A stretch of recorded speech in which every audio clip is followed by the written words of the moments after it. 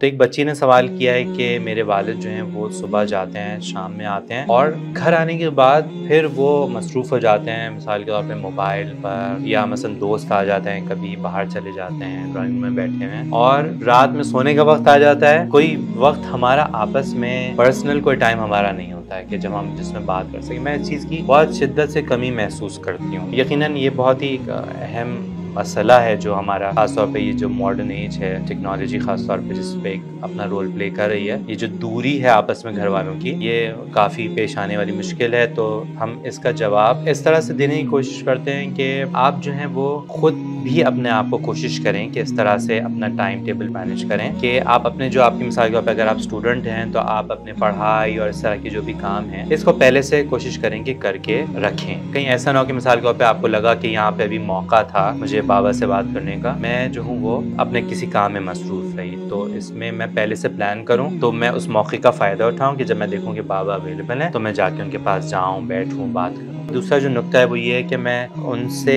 हमदर्दी करने की कोशिश करूँ। मैं ये समझूँ कि वाक़ईन ये हमारे लिए मेहनत कर रहे हैं, बाहर जा रहे हैं, कमा रहे हैं कि जिसकी वजह से जो है वो